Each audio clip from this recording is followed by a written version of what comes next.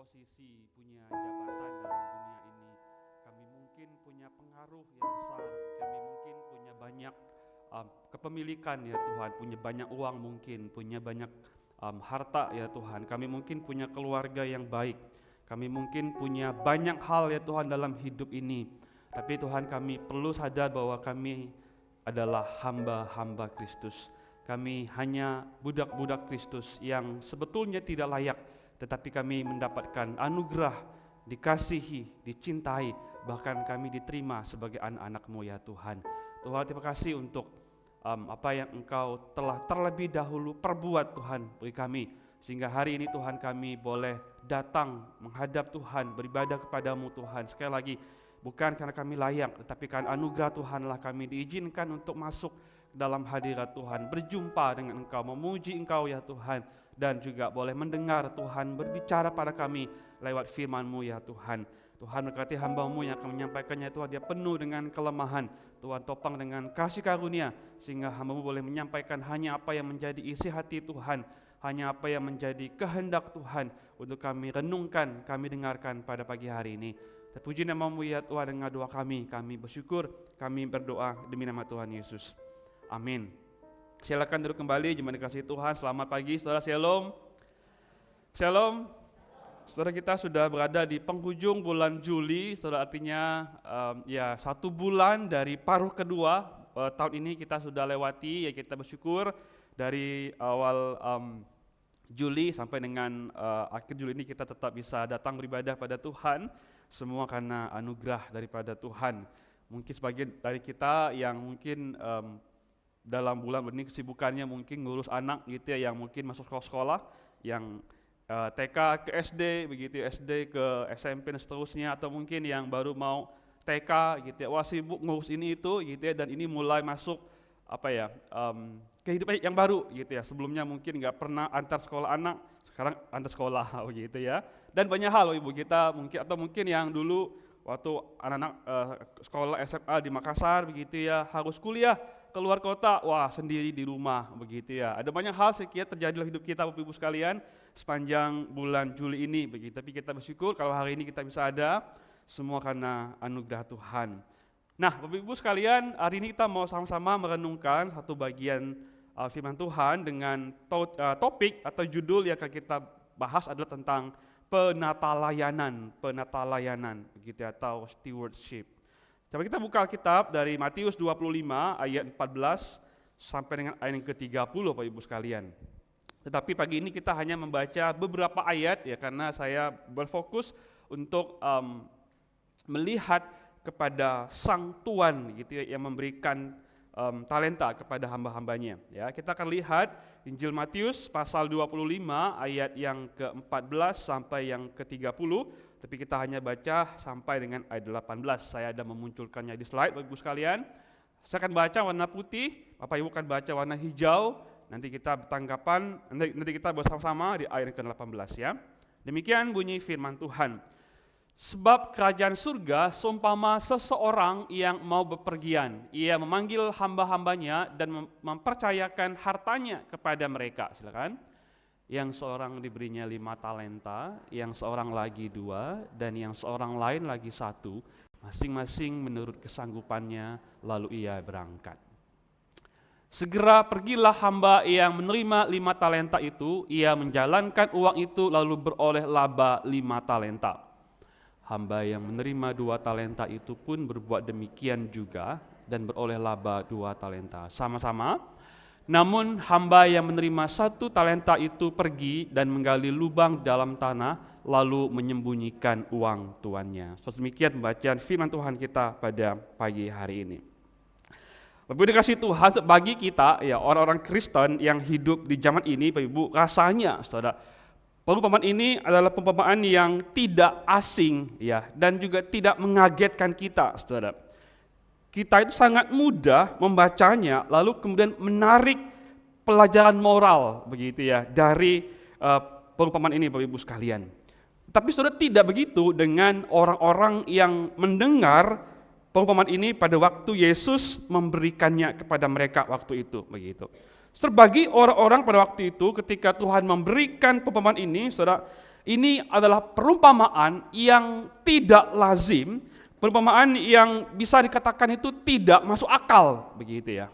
Bagi pendengar Tuhan pada waktu itu ketika mereka mendengar kisah ini atau perumpamaan ini, mereka pikir ini enggak masuk akal begitu. Ini enggak logis, ini tidak lazim terjadi, Saudara.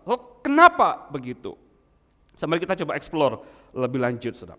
Yang pertama, Saudara, ini enggak masuk akal karena ini bicara tentang talenta itu sendiri.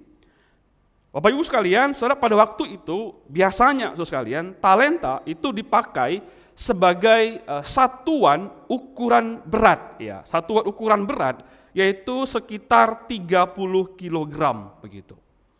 Dan biasanya Bapak Ibu sekalian, ukuran berat ini dipakai untuk berat pada nilai tukar ya yang dipakai pada waktu itu seperti emas atau perak.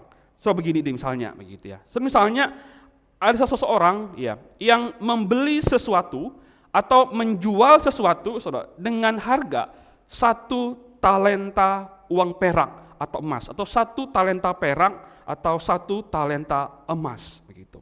Atau sebanyak 30 gram perak atau emas. Ini adalah ukuran atau harga yang dipakai pada waktu itu. Saudara, gini ya, bayangkan Saudara, kalau hari ini gitu ya, ada orang yang menjual sayur begitu di pasar ya, lalu kita beli dengan 30 kg emas gitu ya, atau 30 kg perak begitu. Kira-kira begitu gambarannya begitu, dipakai untuk ukur berat, Saudara.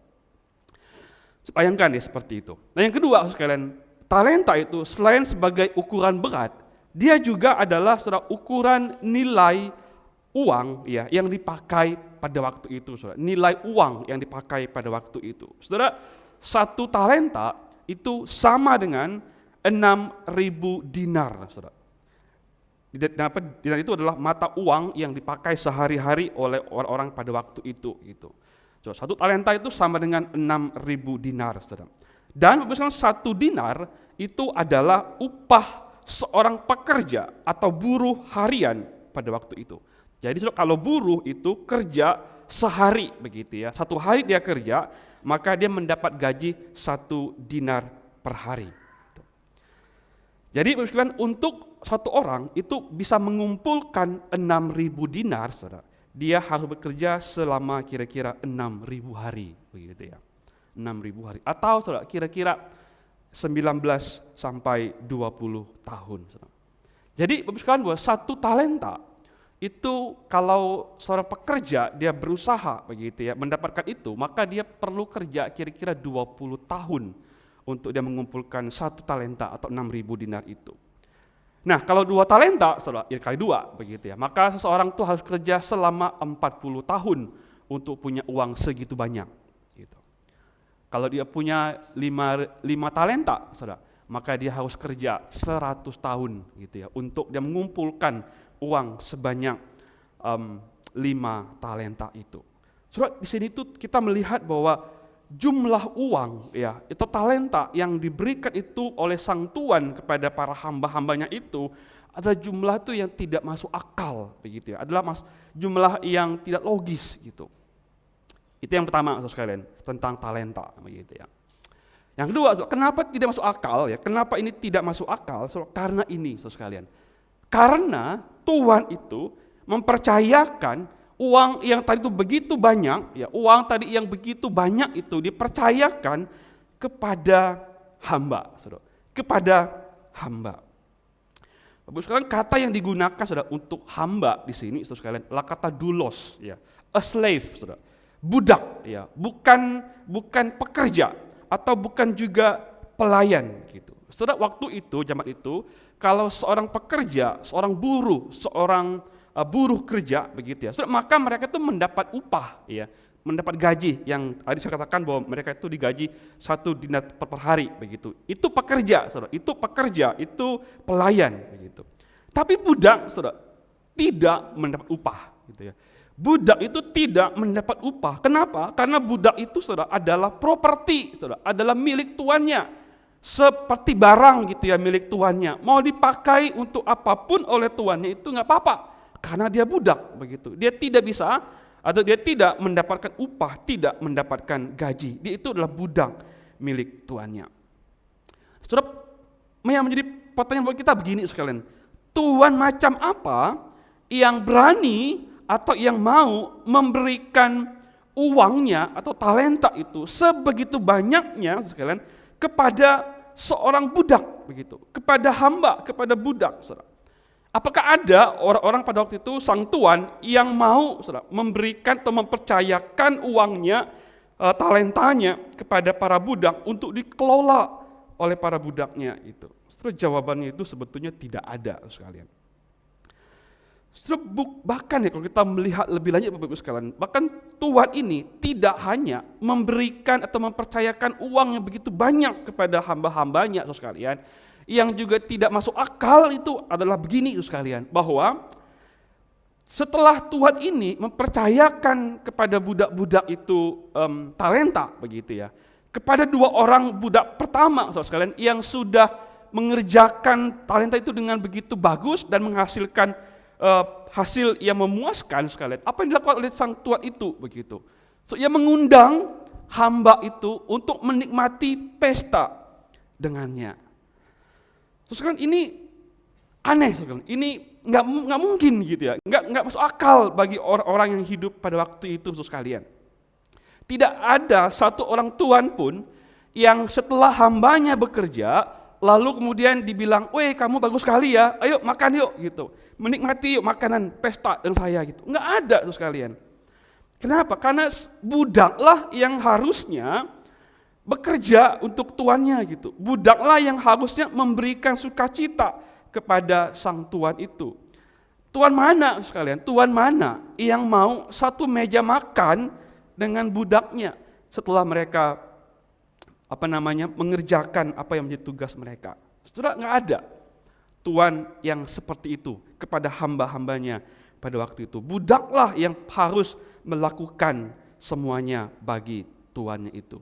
Bahkan setelah mereka bekerja pun juga tuannya nggak peduli mereka, gitu ya, nggak peduli sama mereka. Saudara, itu yang terjadi begitu ya di dalam perumpamaan yang kita baca ini, Bapak Ibu sekalian. Itu yang dilakukan oleh sang tuan itu di dalam perumpamaan yang tadi kita baca. Tuhan itu menunjukkan, saudara, sesuatu yang tidak lazim, sesuatu yang tidak masuk akal pada waktu itu. Saudara, apa sebetulnya sih yang ingin diceritakan oleh Yesus lewat perumpamaan ini? Saudara, apa sih yang Tuhan mau ajarkan kepada para pendengarnya dan kepada kita, saudara, terkait dengan perumpamaan ini, Bapak Ibu sekalian? Saudara, 3 hal yang akan kita renungkan pagi hari ini. Yang pertama, Bapak Ibu sekalian, melalui perumpamaan ini Tuhan Yesus itu ingin mengajarkan tentang seorang tuan yang penuh dengan anugerah. Tuan yang penuh dengan anugerah, graceful master. Terus sekalian, saudara, dan menariknya sekalian bahwa sebetulnya, saudara, tuan yang diceritakan, saudara, dalam perumpamaan ini itu sebetulnya adalah diri Yesus sendiri. Saudara, Yesuslah yang menjadi tuan yang penuh dengan anugerah itu, penuh dengan kasih karunia itu. Bapak Ibu sekalian, kita waktu mendengar kata anugerah, waktu kita mendengar kasih karunia sekalian, maka pikiran kita tuh langsung tertuju kepada apa, saudara? Keselamatan, ya.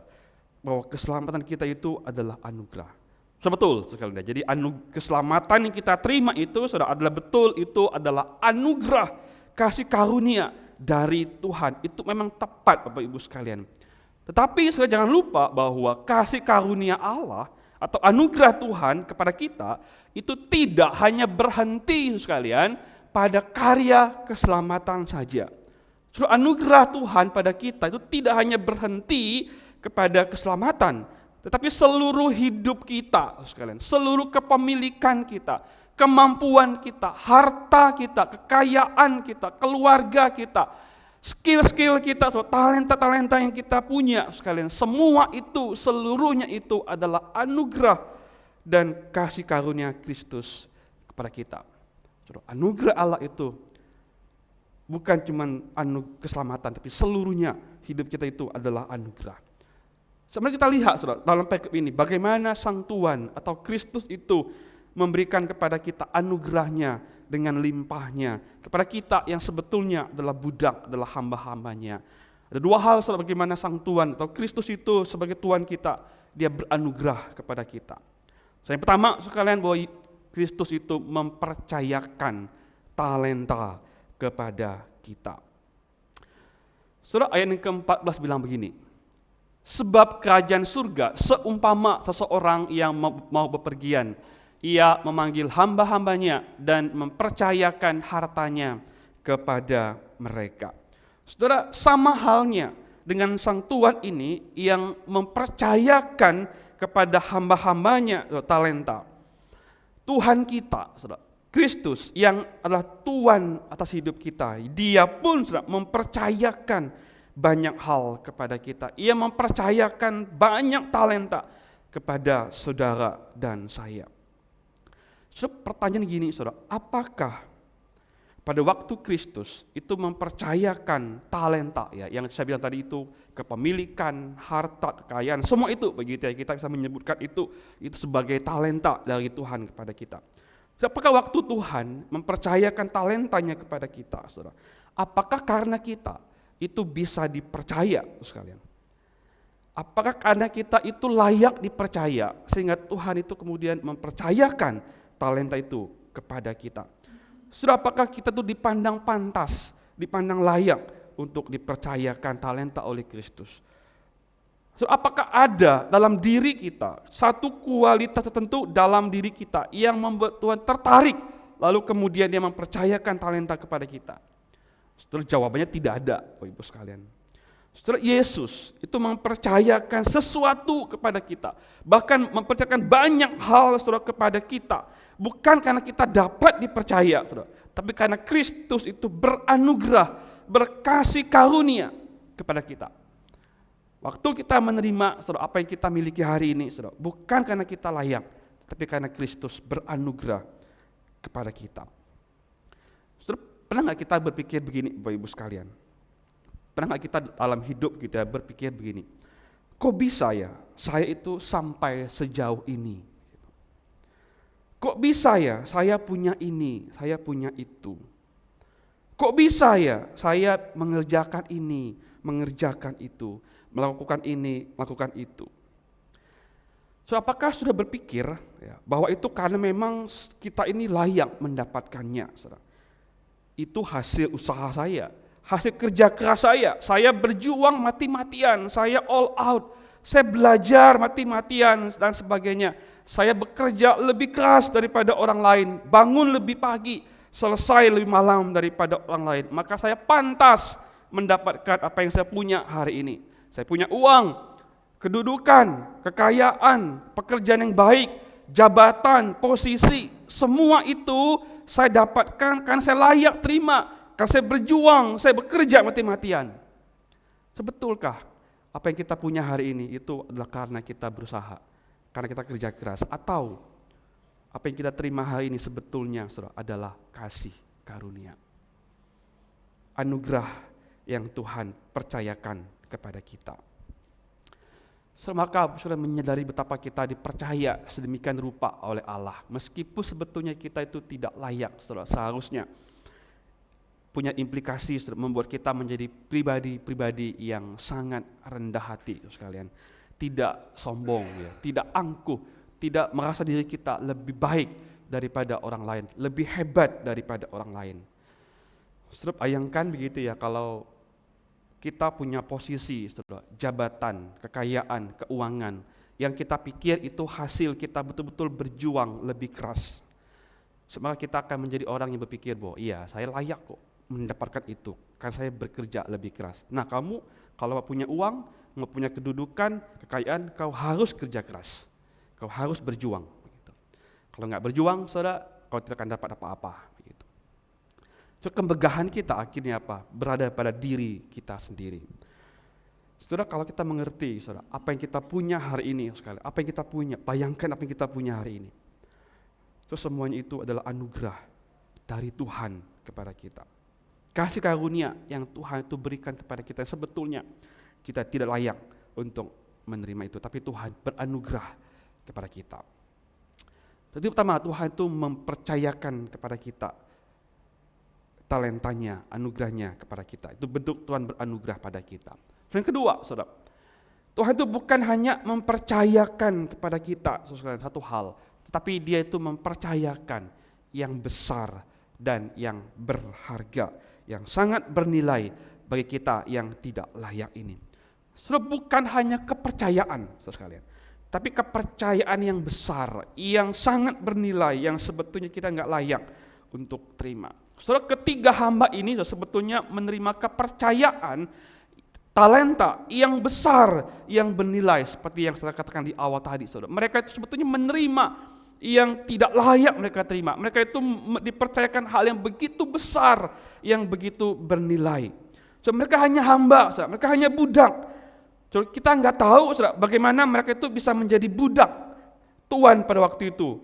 Sangat mungkin, saudara, mungkin saja mereka itu dibeli, saudara, dari pasar budak. Mereka yang sudah dibeli dari pasar budak dan kini menjadi hamba atau budak dari Tuhan yang penuh dengan kasih karunia itu, saudara. Tapi kepada budak ini, saudara, mereka dipercayakan talenta yang sebegitu banyaknya, sebegitu besarnya, yang sebetulnya mereka tidak layak terima. Saudara, anugerah Kristus itu juga begitu, saudara, pada kita. Tuhan itu bukan hanya mempercayakan kepada kita, saudara kalian, talentanya, tapi Dia mempercayakan kepada kita dengan begitu limpahnya, begitu besarnya, saudara, begitu banyaknya. Sekali lagi, talenta, saudara, bisa berarti apapun, saudara, apapun hal yang Kristus percayakan kepada kita untuk kita kelola, kita kembangkan dengan baik. Dan saudara, kita sebetulnya mendapatkan talenta itu banyak dalam hidup kita. Saudara, pertanyaan buat kita begini, saudara, apakah kita menyadari bahwa talenta itu adalah sesuatu yang begitu berharga, bernilai, yang diberikan kepada kita sebagai hamba-hamba yang tidak layak ini? Sekalian, maka saya bisa mengatakan begini sekalian, apa yang ada pada kita, saudara sekalian, tidak akan menjadi begitu berharga sampai kita menyadari bahwa kita hanyalah hamba yang tidak layak menerima itu. Saudara, apapun yang kau punya hari ini sekalian, apapun yang kau punya hari ini, tidak akan menjadi begitu berharga sampai kita menyadari bahwa kita ini adalah hamba Tuhan. Kita adalah hamba-hambanya Kristus yang sebetulnya tidak layak untuk menerima apa yang kita terima hari ini. Saudara, waktu kita punya uang sekalian, tapi kita lupa bahwa kita ini adalah hamba yang tidak layak sebetulnya memiliki uang itu, saudara. Kita akan merasa bahwa itu adalah seharusnya kita terima. Uang itulah hasil kerja keras kita, banting tulang, kita belajar mati-matian. Itu upah akan apa yang kita sudah kerjakan sekalian. Kita tidak akan mengerti betapa itu berharga sampai kita ngerti betapa kita inilah hamba yang dipercayakan sesuatu yang sebetulnya kita nggak layak terima. Waktu kita punya kekayaan, kedudukan, jabatan, bahkan kesehatan yang baik, keluarga yang harmonis, kita punya banyak skill, banyak kemampuan. Semua itu tidak akan pernah menjadi hal yang begitu berharga sampai kita sadar bahwa kita ini hamba yang sebetulnya nggak layak, tetapi dipercaya oleh Tuhan kepada kita. Saudara, apakah kita sadar, saudara, bahwa kita hamba? Lalu, atau kita menyadari hal itu, kita ngerti, saudara, bahwa saya sebenarnya nggak layak Tuhan terima kekayaan ini, begitu. Saya nggak layak Tuhan terima jabatan ini. Saya nggak layak Tuhan punya keluarga seperti ini. Saya nggak layak Tuhan punya A, B, C, D itu. Tapi Tuhan itu beranugerah kepada kita yang adalah hamba. Waktu kita ngerti itu, saudara, kita ngelihat bahwa sekecil apapun itu menjadi hal yang sangat berharga. Saudara, maka Bapak Ibu sekalian, selain keselamatan,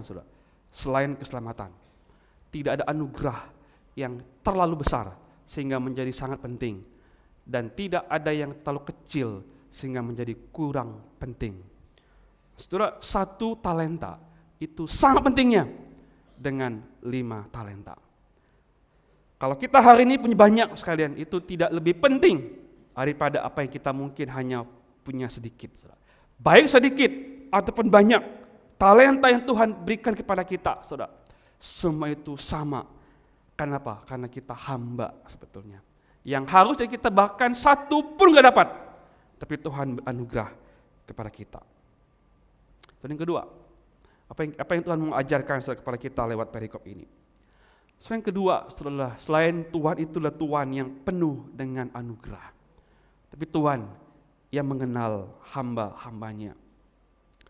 Perhatikan ayat yang ke-15, saudara. Kata begini, yang seorang diberikan 5 talenta, yang seorang lagi 2, dan yang seorang lain lagi 1, masing-masing menurut kesanggupannya, lalu ia berangkat.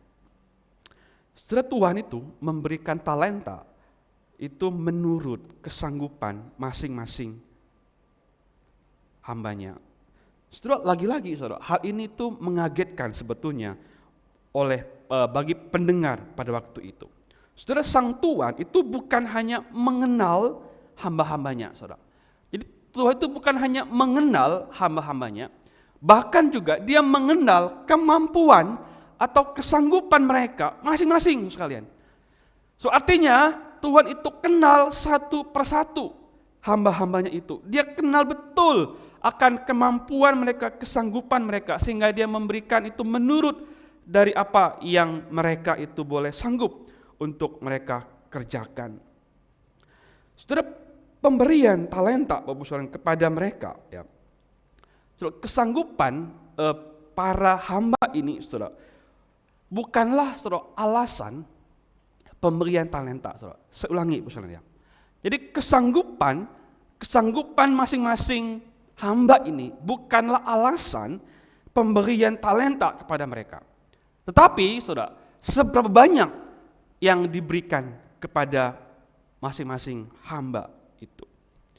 Saudara, pemberian talenta kepada mereka, saudara, itu adalah anugerah, adalah kasih karunia dari Sang Tuhan kepada mereka, saudara. Tetapi dalam memberikan itu kepada mereka, Sang Tuhan itu memberikan menurut kesanggupan mereka. Bedakan saudara sekalian ya. Jadi memberi menurut kesanggupan dengan memberi karena kesanggupan mereka. Saudara, pemberian talenta itu menarik, saudara.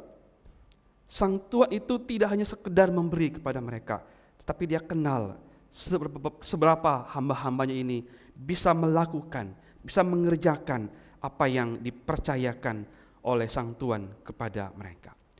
Saudara, begitu juga sebetulnya waktu Kristus mempercayakan talenta kepada kita. Saudara, pemberian itu adalah sepenuhnya anugerah Kristus, saudara, kepada kita yang tidak layak ini. Tetapi mengenai saudara, seberapa banyak talenta itu diberikan kepada kita, saudara, itu menurut kesanggupan masing-masing.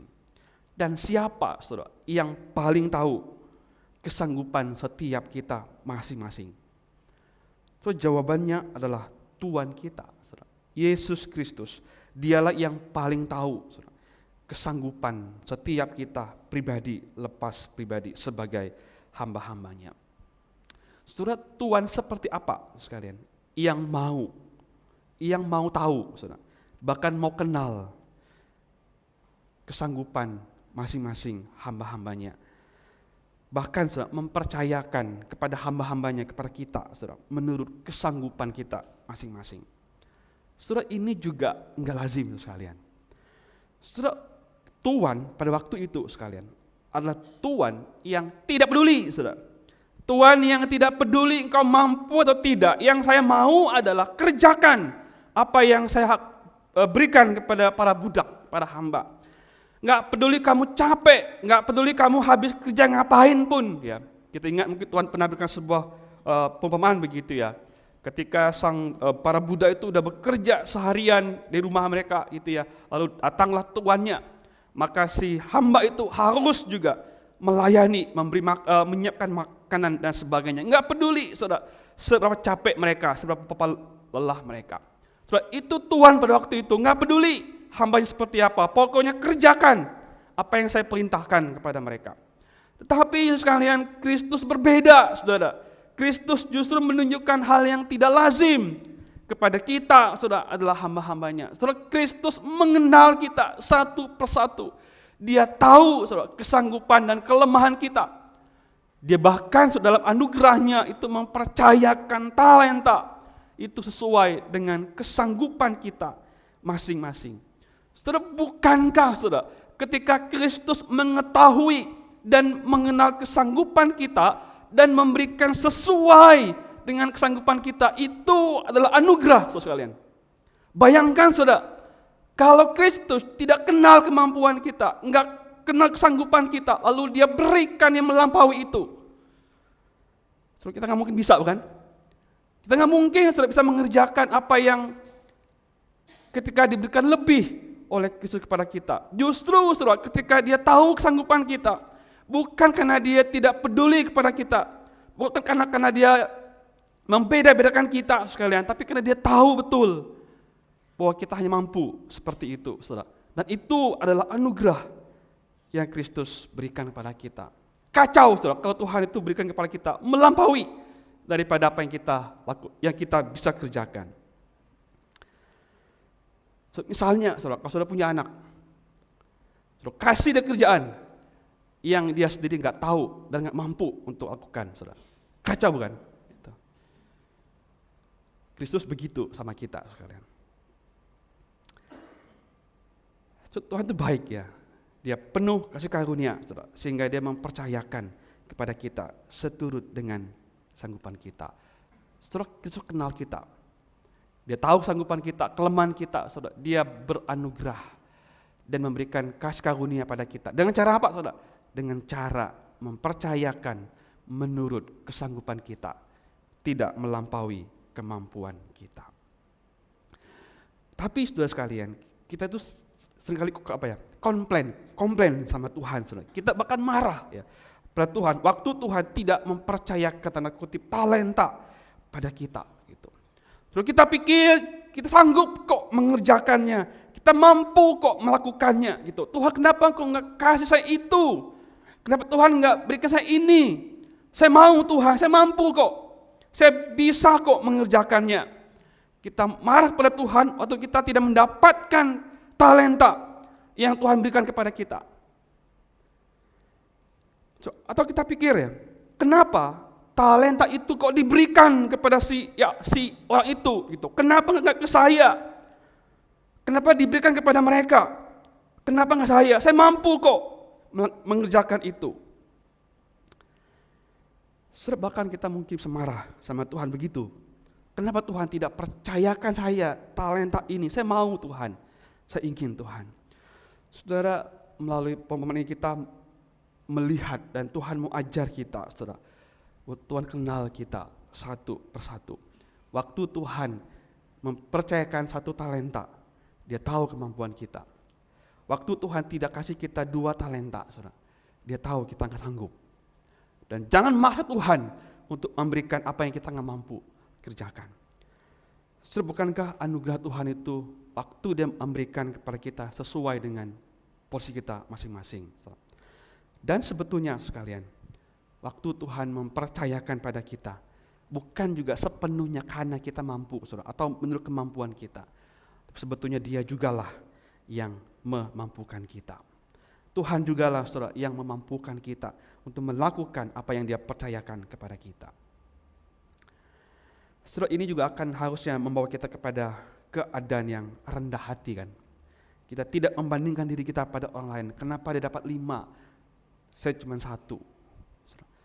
Kita juga tidak akan menjadi orang yang iri hati kepada orang lain. Enggak juga menjadi orang yang sombong waktu kita punya lebih. dan merendahkan orang lain yang hanya mungkin punya satu. Karena kita percaya Tuhan tahu apa yang menjadi kesanggupan kita masing-masing oleh anugerahnya. Yang terakhir, yang ketiga, sekalian, apa yang Tuhan mau kita belajar dari bagian ini? Yang ketiga, Tuhan itu juga ada Tuhan yang menyediakan pesta bagi hamba-hambanya. Saudara, sebetulnya, saudara, perumpamaan ini, saudara, diakhiri atau puncaknya, saudara, adalah waktu Sang Tuhan itu datang dari negeri yang jauh, sekalian. Lalu kemudian singkat cerita itu mengundang hamba-hamba yang setia dan taat itu untuk menikmati pesta, jamuan makan, dan sukacita bersama dengan tuannya. Saudara, lagi-lagi ini perumpamaan yang tidak masuk akal, saudara. Perumpamaan yang enggak lazim terjadi pada waktu itu. Saudara, umumnya sekali lagi budaklah atau hambalah yang menyediakan pesta bagi tuannya, begitu. Yang mempersiapkan meja untuk tuannya datang tinggal makan, sekalian. Budaklah yang melayani tuannya. Saudara, hamba-hambalah budak yang seharusnya memberikan kepuasan, sukacita bagi tuan mereka, melayani dan memberikan yang terbaik kepada sang tuan. Tetapi sekalian, dalam perumpamaan ini kita melihat justru sang tuanlah yang menyediakan pesta dan membagikan sukacita kepada hamba-hambanya yang setia, yang sudah bekerja dengan berjuang itu. Tuhanlah yang melayani, saudara. Tuhanlah yang melayani dan membuatkan pesta bagi hamba-hambanya itu. Saudara, bukankah sekali lagi ini gambaran Kristus, saudara sekalian, yang mengundang kita, orang percaya, hamba-hambanya untuk masuk ke dalam surga, menikmati sukacita yang Kristus sediakan bagi kita, saudara, orang-orang percaya. Orang sebetulnya tidak layak, tapi Tuhan sediakan pesta, jamuan makan di surga yang kekal nanti bersama dengan Dia. Bahkan hari ini, saudara sekalian, kita itu sudah mencicipi, saudara, yaitu waktu kita menerima, saudara, perjamuan kudus, itu kita sedang mencicipi, saudara sekalian. Kita satu meja makan dengan Kristus dan bersama dengan orang percaya lainnya, sekalian, yang nantinya, saudara, akan mengalami kepenuhannya waktu kita berjumpa dengan Kristus di surga yang kekal nanti. Saudara, sekali lagi kita diingatkan, saudara, betapa indahnya, saudara, anugerah di dalam Kristus. Saudara, dalam Kristus kita yang adalah hamba dan budak ini, saudara, yang tidak layak, namun diperkenan untuk masuk ke dalam pesta kerajaan surga dan menikmati sukacita yang Kristus sediakan bagi kita. Saudara, bagaimana Kristus memberikan sukacita dan jamuan makan pesta bagi saudara dan saya? Saudara, Kristus menyediakannya, saudara, dengan cara Dia taat dan setia kepada Bapa bagi kita. Saudara, kita itu sebetulnya adalah hamba yang ketiga, sekalian. Kita adalah hamba yang ketiga, saudara. Hamba yang menerima 1 talenta dan kita tidak setia. Kita bahkan, saudara, tidak setia, tidak mengerjakan apa yang Kristus itu percayakan, Tuhan itu percayakan kepada kita. Tetapi sekalian, menariknya sekalian itu sebabnya, saudara. Sebabnya sekalian, Kristus harus menjadi hamba. Kristus harus menjadi hamba. Hamba yang taat dan setia, bahkan taat sampai mati di kayu salib, supaya, saudara, dalam kehambaannya dan ketaatan Kristus itulah kita itu dapat masuk ke dalam pesta surgawi dan menikmati sukacita Allah. Saudara, Kristus harus menjadi hamba bagi kita sekalian, yang taat, yang setia kepada Bapaknya, supaya di dalam kehambaan Kristus, dalam ketaatan Kristus, kita ini, saudara, yang enggak taat, yang enggak setia ini, saudara, kita bisa masuk ke dalam pesta jamuan Allah yang sediakan bagi kita. Tanpa, saudara, Kristus, kita enggak mungkin bisa masuk ke dalam pesta jamuan makan Allah di surga yang kekal nanti. Saudara, bukankah ini berita Injil bagi kita, saudara? Dalam Kristus, dalam kehambaan dan ketaatan Kristus, setiap kita sekalian yang tidak taat, yang gak setia itu, di dalam Kristus kita diperkenan oleh Bapa untuk masuk ke dalam pesta, menikmati sukacita Allah untuk selama-lamanya. Saudara, karena Injil sekalian, karena Injil, kita ini, saudara, dipercayakan dan diberikan kesanggupan serta kelayakan untuk mengerjakan dan mengelola talenta yang Kristus percayakan kepada kita. Saudara, kalau hari ini sudah dipercaya berbagai talenta oleh Tuhan, atau mungkin satu talenta dari Tuhan sekalian, bahkan sudah diberikan kesanggupan untuk mengerjakannya, bahkan diberi kelayakan untuk mengerjakannya, saudara, itu hanya karena anugerah, karena Injil, karena Kristus. Saudara, karena Injil kita menerima dengan syukur dan bertanggung jawab atas apa yang talenta yang Kristus berikan kepada kita tanpa membandingkan dengan orang lain dan merasa diri kita lebih baik atau kita lebih, dan melihat orang lain lebih rendah daripada kita. Atau sebaliknya, itu juga membuat kita akan merasa bahwa kita enggak lebih baik daripada orang lain, dan juga kita enggak lebih rendah daripada orang lain, karena kita tahu bahwa Tuhan memberikan kepada kita sesuai dengan sanggupan kita masing-masing. So, karena Injil, seluruh kehambaan dan ketaatan Kristus itu diperhitungkan kepada kita. Hamba-hamba yang jahat dan malas serta yang tidak setia itu, yang tidak layak ini. So, karena Injil, saudara, ketaatan Kristus, kehambaan Kristus itu diperhitungkan kepada kita.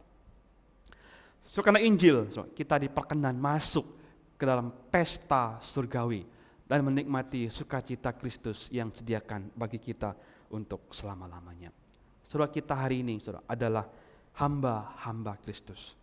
Kita adalah hamba-hambanya Kristus, dan Kristus adalah Tuhan kita. Saudara, hari ini apa yang kita punya, saudara, apa yang kita miliki, kita sedang mengerjakannya, saudara, sambil kita menantikan nanti Kristus datang kedua kali, dan setiap kita dibawa, diundang masuk ke dalam pesta perjamuan Allah untuk selama-lamanya, menikmati sukacita bersama dengan Kristus untuk selama-lamanya. Tuhan memberkati setiap kita. Mari kita berdoa. Ya Tuhan, kami bersyukur untuk apa yang kami boleh renungkan pada pagi hari ini. Tuhan, topang kami untuk kami boleh memahami, mengerti apa yang menjadi kehendak Tuhan, bahwa kami sebetulnya hanyalah hamba-hamba yang tidak layak, tapi karena Kristus telah menjadi hamba dan taat sampai mati, bahkan mati di atas kayu salib.